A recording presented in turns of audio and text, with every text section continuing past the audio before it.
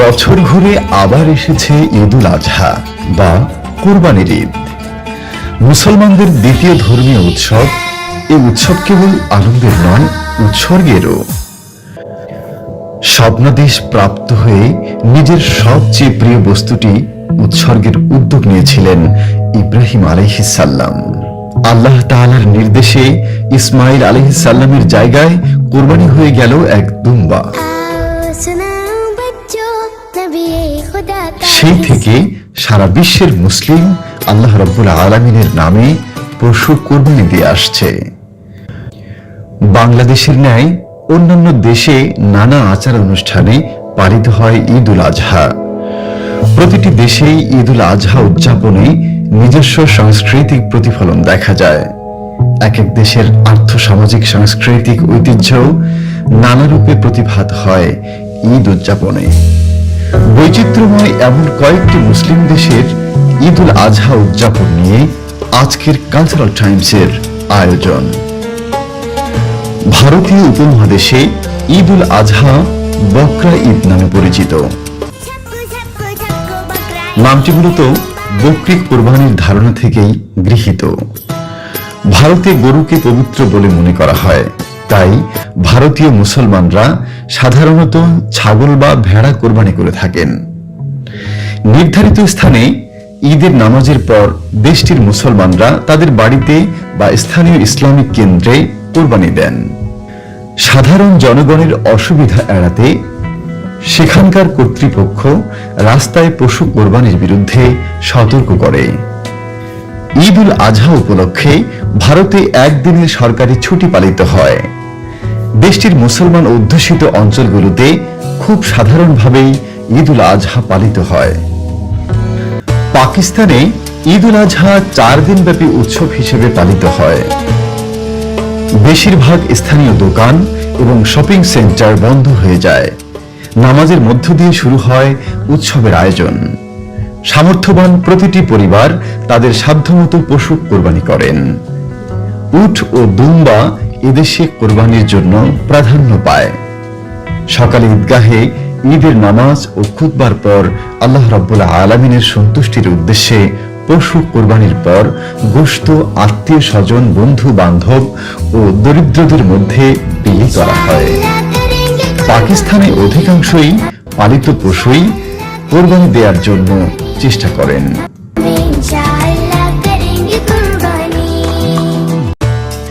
এবার বলছি সৌদি আরবের কথা। একদিকে পবিত্র হজ এবং অন্যদিকে কোরবানি, এই দুটো মিলে সৌদিতে ঈদুল আজহার উৎসব বেশ সুন্দর রূপ লাভ করে। খুব সকালে ঈদের নামাজের পর পরিবারের সবাই মিলে পশু কোরবানি করে থাকেন। তারপর সেখান থেকে কিছু গোশত এনে বাসায় রান্না বান্না করেন। এখানে কোরবানির জন্য উট সবচেয়ে বেশি প্রাধান্য পায়। এছাড়া দুম্বাও কোরবানি করা হয়। এবারে সংযুক্ত আরব আমিরাত। আরব আমিরাতে ঘরে বসে ভিডিও কলের মাধ্যমে পশু ক্রয় করার আধুনিক ব্যবস্থা রয়েছে। ঈদের 3 দিন খুব ঘটা করে এখানে কোরবানি দেয়া হয়। কোরবানির জন্য প্রায় প্রতিটি পরিবার একাধিক পশু কেনেন। ঈদের দিন ফজরের নামাজ পড়ে সবাই নিজ নিজ পশু কোরবানির মাধ্যমে দিনটি উদযাপন করেন। সংযুক্ত আরব আমিরাতে ঈদুল আজহা উপলক্ষে কমপক্ষে 3 দিন সরকারি ছুটি ঘোষণা করা হয়। শিশুরা দিনটাতে নতুন কাপড় পরে প্রতিবেশীদের ঈদ বিস্কুট বিলি করে। বাড়িকে সাজানো হয় ঈদের ব্যানারে। দুধ খুরমো এবং শির খুরমো নামে সুস্বাদু খাবার তৈরি হয়।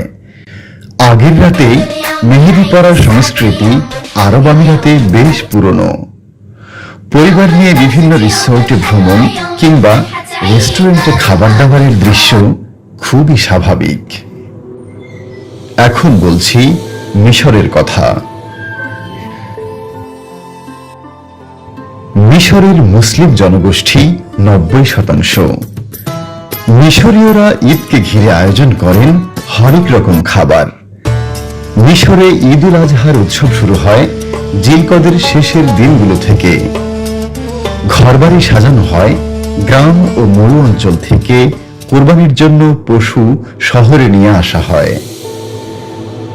ঈদের পরের দিন মৃত আত্মীয়দের কবর জিয়ারত করা মিশরীয় সংস্কৃতির অংশ।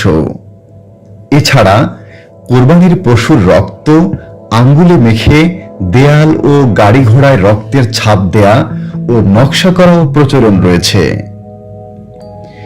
নিজ নিজ বাড়ির সামনে পশু কোরবানি দেয় মিশরীয়রা। কোরবানির আগে পশুর কপাল মেহেদি দিয়ে রাঙানো এবং পশুর শরীরে সুগন্ধি দেওয়ার প্রথাও মিশরে প্রচলিত। এখন বলছি মরক্কোর কথা। ঈদ উল আজহা মরক্কোতে ঈদ উল কাবির নামে স্বীকৃত। ঈদের নামাজের পর পশু কোরবানিকে গণ্য করা হয় আল্লাহ তাআলার উদ্দেশ্যে ত্যাগ। পশু হিসেবে গরু, ছাগল কিংবা ভেড়া থাকে। মরক্কোতে ঈদ উল আজহা উদযাপনের অন্যতম অনুষঙ্গ হচ্ছে বুজলুত, এক ধরনের আনন্দ শোভাযাত্রা। এটি নানা রকম মুখোশ এবং ছাগল বা ভেড়ার চামড়ায় তৈরি পোশাক পরে শোভাযাত্রায় অংশ নেন মরক্কনরা। লম্বা লাইন ধরে শহরের রাস্তা দিয়ে হেঁটে যায় কিশোর তরুণের দল। তরুণদের মিষ্টি, টাকা পয়সা, এমনকি কোরবানির পশুর মাংস উপহার হিসেবে দেয়া হয়। ঈদ উল আজহার উৎসবে যে খাবারটি মরক্কনরা সবচেয়ে বেশি পছন্দ করে তার নাম কাদিদ। রোদে শুকানো মাংসের টুকরো দিয়েই তৈরি হয় এই খাবার। মরক্কান চায়ের সঙ্গে খাওয়ার কম্পিটিশনে মাতে সে দেশের মানুষ। ইরাক। কুরবানির পাশাপাশি ইরাকিদের ঈদ উল আজহা উদযাপনের অন্যতম অনুষঙ্গ ক্লাইসা। খেজুর আর আখরোট সহ নানা ফলের সমন্বয়ে তৈরি এক ধরনের সুস্বাদু বিস্কুট এটি, যা একে অন্যের সঙ্গে ভাগ করে খান ইরাকিরা। ক্লাইসা তৈরির জন্য পরিবারের সবাই একসঙ্গে বসে রাত জেগে ময়দার তাল তৈরি করে। পরদিন সকালে সেই ময়দা আর অন্যান্য উপাদান দিয়ে তৈরি হয় সুস্বাদু ক্লাইসা। ঈদের কয়েকদিন ইরাকিদের খাবার টেবিলে কাহি আর কায়মাক নামে আরো দুটি খাবার শোভা পায়। কাহি এক ধরনের পেস্ট্রি আর কায়মাক হচ্ছে চর্বিযুক্ত ননে জাতীয় খাবার। ইরান। ইরানে ঈদ উল আজহার দিনে খুব ভোর থেকে কোরআন পাঠ এবং আলোচনা চলে দেশব্যাপী। ইব্রাহিম আলাইহিস সালামের ঘটনাকে স্মরণ করে কোরবানি করা হয় বিভিন্ন ধরনের পশু। গরিব পরিবার, বন্ধু এবং আত্মীয়দের সঙ্গে ভাগাভাগি করা হয় খাবার। খাদ্যদ্রব্যের জন্য ইরানে ঈদ উল আজহাকে নোনতা ঈদ বলে অভিহিত করা হয়। কোরবানির পশুর গোশত দিয়ে নানান মুখরোচক খাদ্য প্রস্তুত করা হয়। বিশেষভাবে বিভিন্ন ধরনের কাবাব এবং হালিম, বাঘালির মতো স্থানীয় খাবারেরও প্রাচুর্য থাকে এ সময়। ইয়েমেন। কোরবানির পাশাপাশি ইয়েমেনিদের ঈদ উল আজহা উদযাপনের অন্যতম অনুষঙ্গ হচ্ছে আসহাব।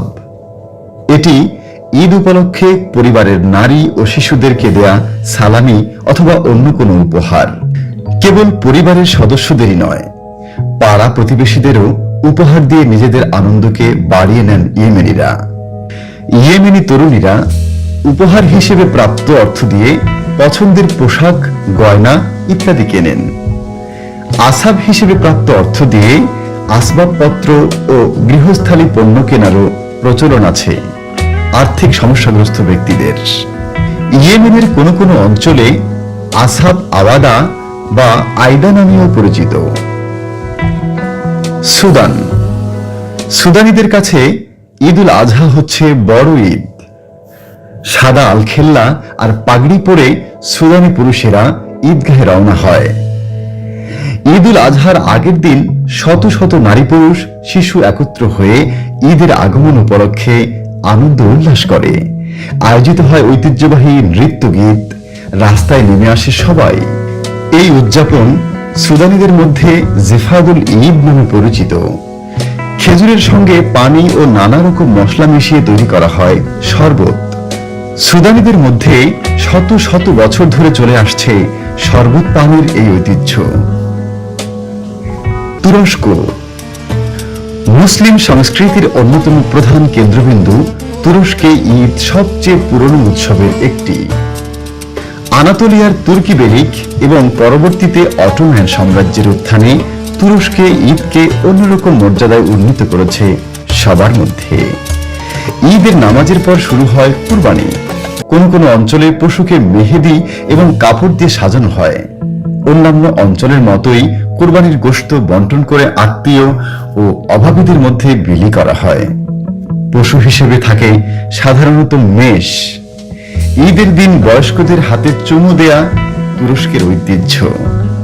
ঈদ উল আজহাকে তুর্কি ভাষায় কোরবান বাইরামি বলা হয়। তুরস্কেও অনুমোদিত কসাইখানা ছাড়া অন্য কোথাও পশু কোরবানি করা বেআইনি।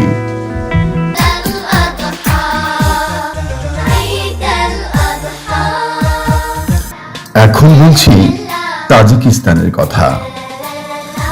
তাজিকিস্তানের মানুষ ঈদের নামাজের মধ্য দিয়ে শুরু করেন ঈদ উল আজহা। তাজিকিস্তানে অনুমোদিত স্থান ছাড়া কুরবানি দেওয়ার নিয়ম নেই। মাংস নিয়ে বাড়িতে আসতেই তা রান্না শুরু করেন নারীরা। তাজিকিস্তানে বাড়ির শিশুরাই ঈদের দিন খাবার পরিবেশন করে থাকেন। অতিথিকে প্রথমে ফল, পেস্ট্রি ও বিস্কুট নাস্তায় দেয়া হয়। তারপরে মাংসের বাহারি পদ দিয়ে খাবার সম্পন্ন করার পর কেক ও মিষ্টি মুখ করে সবাই। তাজিকিস্তানে পুরুষ ও নারীদের জন্য আলাদা খাওয়ার ব্যবস্থা রয়েছে। এবার আসছি যুক্তরাষ্ট্রে।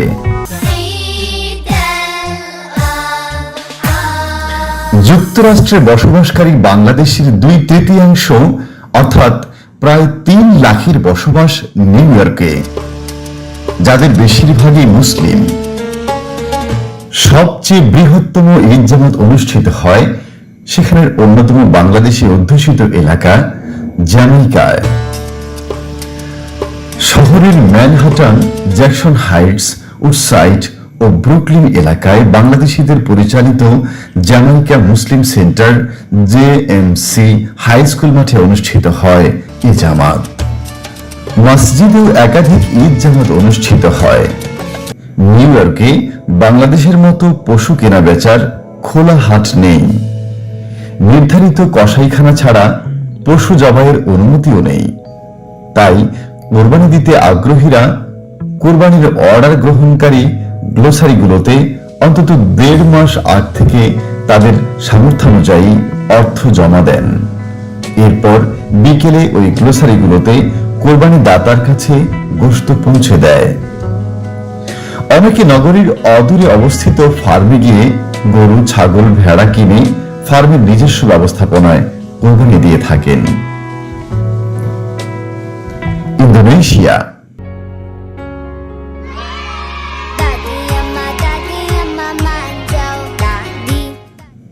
আয়তনে পৃথিবীর সবচেয়ে বড় মুসলিম দেশ ইন্দোনেশিয়ায় কুরবানি আদায় করা হয় সামাজিকভাবে।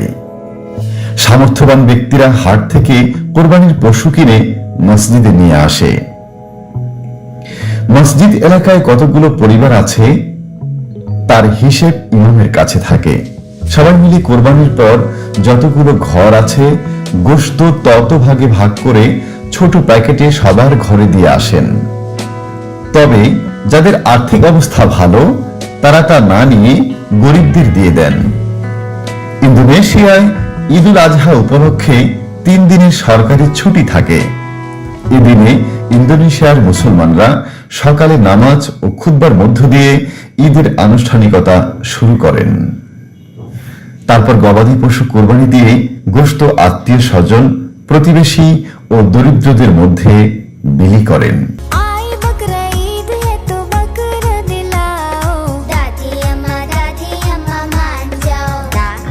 এবার জানব মালয়েশিয়ার কথা।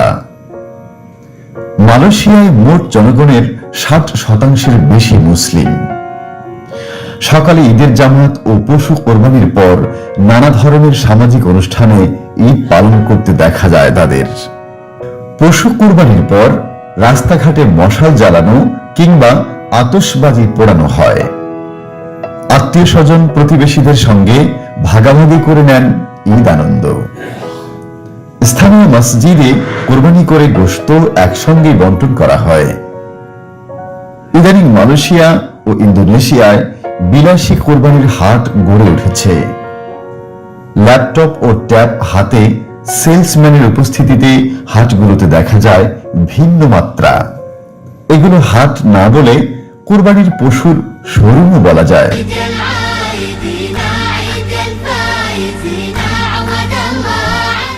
আমরা চলে যাব এখন রাশিয়াতে। রুশ ভাষায় ঈদ উল আজহাকে বলা হয় কুরবান বাইরাম।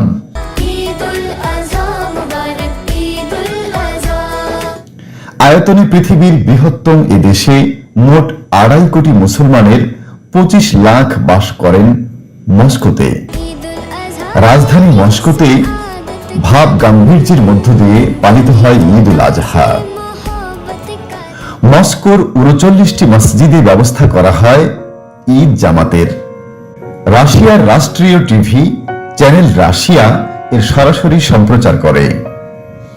মুসলিম অধ্যুষিত 3টি প্রদেশে ঈদ উপলক্ষে একদিনের সরকারের ছুটি থাকে। কুরবানির জন্য অনুমোদিত প্রতিষ্ঠানে আগেই বুকিং দিয়ে রাখতে হয়। এখন জানব চীনের কথা। চীনের মুসলমানদের কাছে ঈদ উল আজহা ঈদ আল কোরবান বা ঈদ আল কোরবান নামে পরিচিত।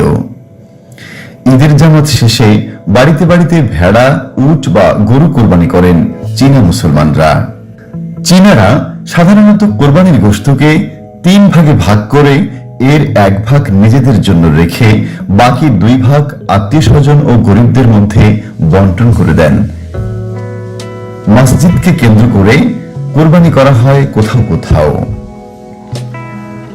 আমরা এখন শুনব সিঙ্গাপুরের কথা। সিঙ্গাপুরের মোট জনসংখ্যার 16% মুসলমান। প্রত্যেক এলাকায় কিছু কিছু মুসলমানের বাস রয়েছে। মুসলমানদের আলাদা এলাকাও রয়েছে। সেখানে প্রায় 3 মাস আগে কুরবানির পশুর জন্য নিকটতম কোনো মসজিদের মাধ্যমে দরখাস্ত করতে হয়। সরকার অস্ট্রেলিয়া থেকে পশু এনে সেই মসজিদে হস্তান্তর করে। কুরবানি দাতা মসজিদের কাছে কুরবানি করে এবং এর গোশত কিছু অংশ নিজের জন্য নিয়ে আসেন আর বাকিটা অন্যান্য মুসলমানের জন্য মসজিদে রেখে আসেন। মসজিদ থেকেই কুরবানির গোশত গরিব সহ অন্যান্য মুসলমানদের মধ্যে বন্টন করা হয়। এখন বলছি জার্মানির ঈদের কথা। জার্মানিতে প্রায় 35 লক্ষ মুসলিম নাগরিক রয়েছে। তাদের বেশিরভাগই বার্লিন, কোলোন, ফ্রাঙ্কফুর্ট, স্টুটগার্ট এলাকার বাসিন্দা। এছাড়া আরো কয়েক লাখ মুসলমানের বাস জার্মানিতে। জার্মানির 2000 মসজিদে ঈদ উল আজহার জামাত অনুষ্ঠিত হয়। সেখানে কোনো বাড়িতে কোরবানির সুযোগ নেই। কোরবানির জন্য বিশেষ জায়গা রয়েছে, সেখানে আগ থেকে অর্ডার নেওয়া হয়। জার্মানিতে ঈদের কোনো ছুটি নেই। এদেশে মোট জনসংখ্যার মাত্র 3.7% মুসলিম। এ কারণেই জার্মান মুসলিমরা 2 ঈদের কোনো ঈদেই ছুটি পান না। পশুত্ব মন কুরবানিটাই ঈদ উল আজহার মূল বাণী। আব্দুল আলী মাসিক, কালচারাল টাইমস।